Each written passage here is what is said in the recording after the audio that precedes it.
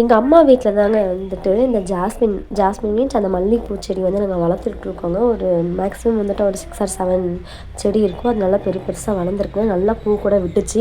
இப்போ வந்துட்டு அது பராமரிப்பு இல்லாதனால வந்துட்டு பூவும் விட மாட்டேங்குது. ஃபுல்லாக வந்துட்டு அந்த களை மீன்ஸ் அந்த தேவையில்லாத செடியெல்லாம் வளர்ந்துட்டுருக்குங்க. அதெல்லாம் வந்துட்டு ரிமூவ் பண்ணணும். அதெல்லாம் ரிமூவ் பண்ணிகிட்ருக்காங்க. நானும் அம்மாலாம் சேர்ந்துட்டு அது டைம் எடுத்து அதுக்கு ரிமூவ் பண்ணிகிட்ருக்கோம். அதுக்கப்புறம் வந்துட்டு அதுக்கு அந்த இதை வச்சுட்டு எல்லாம் தேவையில்லாத செடியெல்லாம் வந்துட்டு எடுத்துகிட்டு இருந்தாங்க. அதுக்கப்புறம் எங்கள் அம்மாவும் அதை கூட சேர்ந்து எடுத்துகிட்டு இருந்தாங்க.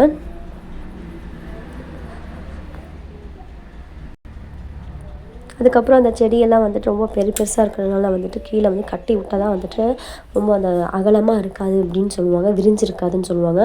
அதனால நானும் அம்மாலாம் சேர்ந்துட்டு வந்து அதை பிடிச்சி எல்லாம் கட்டிகிட்டு இருந்தாங்க செடியெல்லாம்.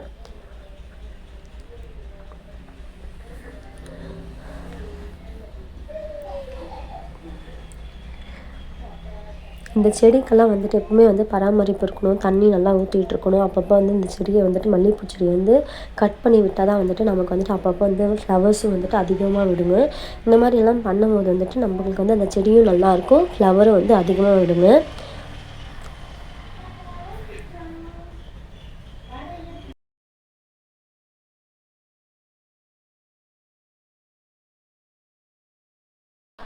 க்ளீன் பண்ணிட்ட அப்புறம் பார்த்தீங்கன்னா உங்களுக்கே தெரியும். க்ளீன் பண்ணுறதுக்கு முன்னாடி வந்துட்டு எவ்வளோ செடி அந்த தேவையில்லாத செடியெல்லாம் இருந்துச்சு. இப்போ பாருங்கள் எல்லாமே வந்துட்டு எல்லாம் ரிமூவ் பண்ணிட்டாங்க. இப்போ பாருங்கள் நல்லா ஸ்பேஷியஸாக இருக்குது இடம்லாம்.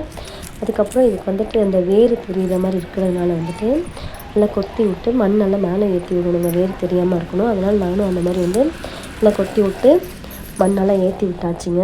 அதுக்கப்புறம் என் பொண்ணு வந்துட்டு கூட ஹெல்ப் பண்ணிகிட்டு இருந்தா. என் பொண்ணு வந்துட்டு நானும் வந்துட்டு தண்ணி ஊற்றுறேன் அப்படின்னு சொல்லிட்டு அவங்களும் சேர்ந்து வந்துட்டு தண்ணி ஊற்றிட்டு இருந்தாங்க. நம்ம செடிக்கெல்லாம் வந்துட்டு ஃபுல்லாக நாங்களும் வந்து தண்ணியெல்லாம் ஊற்றி முடிச்சாச்சுங்க.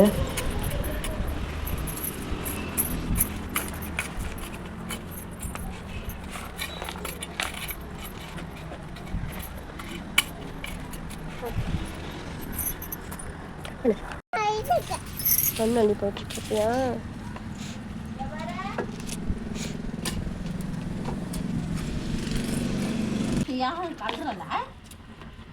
எந்திரி.